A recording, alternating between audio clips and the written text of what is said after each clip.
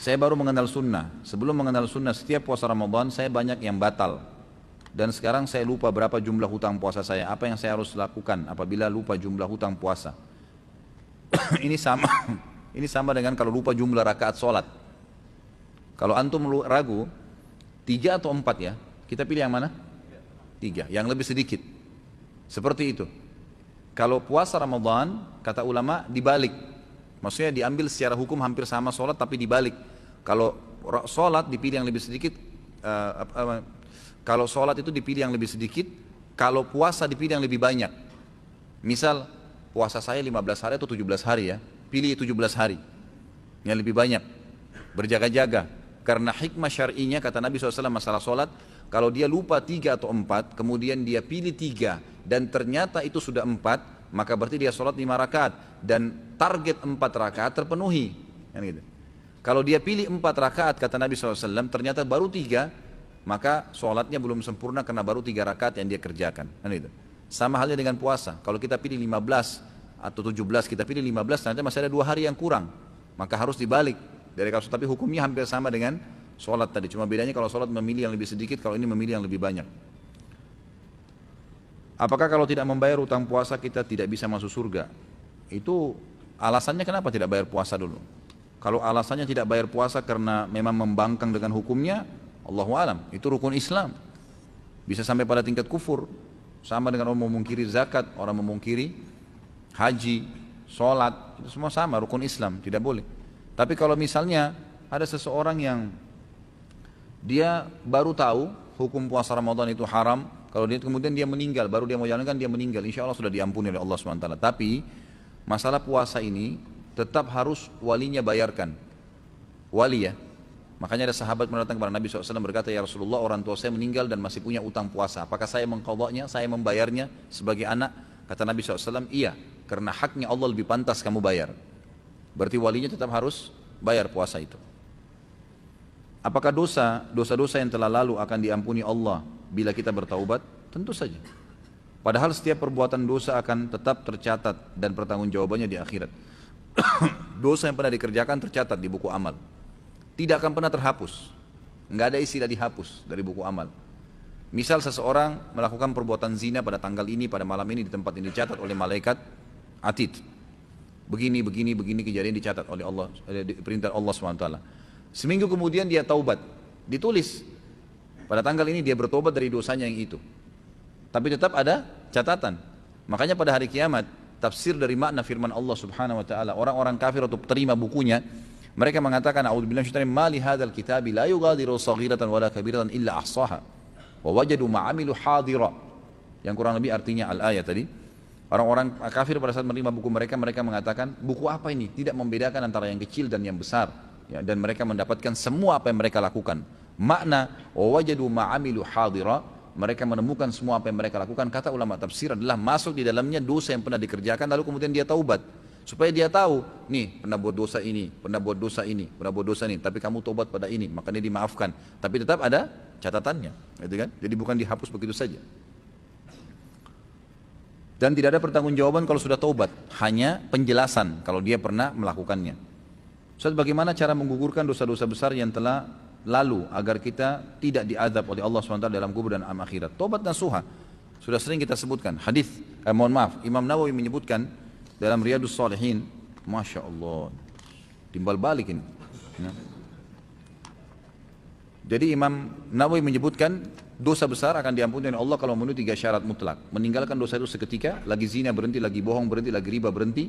Yang kedua menyesali, dan yang ketiga berjanji sama Allah tidak akan mengulanginya. Sebagian ulama menambahkan yang keempat dengan menyibukkan diri dengan amal saleh setelah dia berbuat dosa tadi. Karena umumnya orang mengulangi lagi dosa besar yang sama karena dia tidak sibukkan waktu-waktu yang biasa dia pakai berdosa dengan amal saleh. Apa boleh kita memisahkan atau menganjurkan seseorang untuk berpisah dengan orang tuanya dikarenakan hal berikut ini? Apabila orang tua dari orang tersebut kafir dan ada kekhawatiran akan mempengaruhi sang anak karena anak tersebut baru memeluk Islam. Enggak perlu. Enggak usah. Malah ajar dia agama Islam membolehkan kau silaturahim. Tuntun dia agama yang benar. Jangan malah dipisahin, enggak boleh. Karena memisahkan anak sama orang tuanya adalah hukum syar'i yang dilarang. Tadi sudah kita bahas panjang lebar masalah itu. Tuntun dia ke agama yang benar. Kamu boleh silaturahim, kamu boleh bicara, kamu boleh begini, silahkan. Kalau masalah kita berikan saran, kalau dia tinggal serumah sama orang tuanya akan pengaruhi, orang tuanya akan jahat dengan dia, misalnya dipukulin, digebukin, harus keluar dari agama Islam, itu boleh kita sarankan supaya pindah. Tapi tetap ingatkan, kamu nggak boleh putus silaturahim dengan orang tua kamu. Sabar hadapin mereka. Risiko itu dakwah. Dan ingat ya, tidak ada orang Bapak Ibu sekalian di muka bumi ini yang tidak melalui cobaan. Nggak ada. Jadi kalau sedang datang cobaan kita harus tahu, bukan kita sendiri yang dicoba sama Allah, semua orang dicoba. Semua orang dicoba, nggak ada manusia yang tidak ada cobaannya. Dan sudah sunnatullah, ada senang, ada sedih. Sehari antum senang, antum akan sedih satu waktu. Ada muda, ada tua, ada malam, ada siang, ada hidup, ada mati, ada dunia, ada akhirat, pasang-pasangan. Memang sudah begitu. Apabila orang tua sering melakukan tindakan kekerasan kepada anak sehingga menimbulkan luka fisik padanya dan kejadian ini berulang walaupun orang tua tersebut sudah dinasehatin, tentu dia boleh pindah rumah tapi tetap tidak boleh silaturahim, tidak boleh putus silaturahim. Boleh kita sarankan pindah tempat, dia khawatir orang tuanya mungkin ini kalau orang tua suka mukul ini orang tua tidak normal, aneh gitu kan. Jadi dia boleh tinggalkan rumah tapi tidak boleh putus silaturahim. Dalam kehidupan rumah tangga seringkali perceraian menjadi opsi yang dipilih oleh suami istri dikarenakan berbagai hal. Apabila terjadi suatu perceraian terhadap suami istri yang dalam rumah tangga mereka dulu ternyata menghasilkan anak dan anak tersebut dibawa oleh istri. Namun seiring berjalannya waktu istri tersebut selalu menceritakan keburukan suaminya dulu kepada sang anak sehingga sang anak tidak menyukai ayahnya sementara itu keburukan yang diceritakan istri tersebut adalah benar. Pertanyaan saya, apakah yang dilakukan oleh istri tersebut tergolong ke dalam dosa besar? Tentu saja, ghibah. Kenapa mau menceritakan aibnya ayah, suaminya dulu? Supaya anaknya tahu keburukan ayahnya, untuk apa? Gak ada manfaatnya. Jangan emosi kita pribadi ditarik kepada anak, gak ada hubungannya. Menarik orang lain untuk sama-sama memusuhi, gak boleh. Kan kita sedang sekarang membuat anak kita musuh dengan orang tuanya sendiri, gak boleh. Sehingga anaknya musuh, gak mau ketemu, gak mau berbakti, gak boleh. Jangan, gak usah. Jangan dendam, dalam Islam tidak ada dendam. Tidak ada sesuatu yang samar-samar, gitu kan? Semuanya jelas dalam Islam. Nasihat seperti apa yang bisa diberikan kepada sang anak agar dia tidak memutus silaturahim dengan ayahnya? Sampaikan baik-baik bahwasanya ayah itu, saya sudah pernah jelaskan di bab bakti dengan orang tua ya, teman-teman sekalian. Kalau saya tanya kembali, siapa yang lebih wajib dibakti antara ibu sama anak, ibu sama ayah? Banyak orang mengatakan ibunya kan? Karena selalu yang ditonjolkan hadis surga di bawah telapak kaki ibu. Padahal hadis ini hadis yang lemah sekali, gitu kan? Lemah sekali. Kalau dalam masalah khidmah, khidmah itu melayanin, maka ibu didahulukan. Hadis Nabi SAW yang berbunyi seorang sahabat mengatakan, ya Rasulullah, man ahakku bisuhbati. Siapa yang lebih layak saya layani, saya temenin. Kata Nabi SAW, ummuka, ibumu. Yang anak ini maksud adalah antara ibu sama ayah siapa yang saya dahulukan dalam melayani. Kata Nabi SAW, ibumu. Siapa lagi Rasulullah? Ibumu. Siapa lagi Rasulullah? 3 kali ibumu. Lalu yang keempat baru dikatakan ayahmu. Memang khusus poin ini melayani adalah ibu yang didahulukan. Nak, ambilin saya air, ibu bilang. Ayah juga bilang, nak, ambilin saya makan, ibunya didahulukan. Memang begitu. Nak, antar saya ke sini, si ibu bilang. Ayah mengatakan, nak, antar saya ke sini, dahulukan ibu. Khidmah, melayani memang begitu.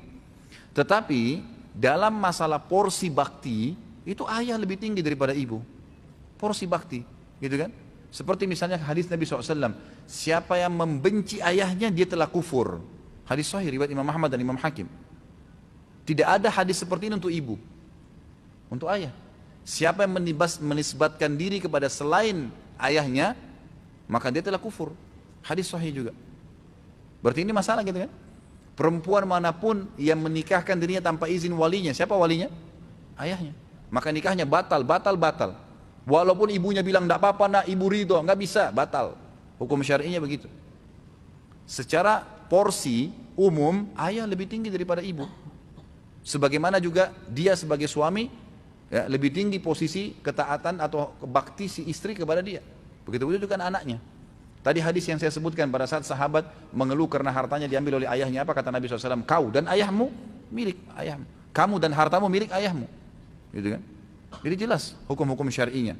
Makanya harus difahamin masalah-masalah seperti ini ya. Masalah-masalah seperti Allahu a'lam. Mudah-mudahan Allah SWT memberkahi majelis kita ini dan juga menyembuhkan semua orang yang sakit, mengangkat semua permasalahan yang sedang dihadapin bagi kaum muslimin, memberikan kemenangan pasukan-pasukan mujahidin di mana-mana, dimanapun mereka berada. Semoga Allah SWT memberikan hidayah para pemimpin kita, presiden dan wakil dan para menteri-menteri kepada sunnah Nabi SAW, karena Nabi SAW sendiri sudah mengatakan akan datang pemimpin-pemimpin yang tidak memahami atau akan jauh ya dari kebenaran karena mereka tidak mengikuti sunnahku dan tidak pernah mengambil petunjuk dariku. Semoga Allah SWT menyegarkan pemahaman sunnah yang benar di Indonesia ini dan di seluruh negara-negara kaum muslimin.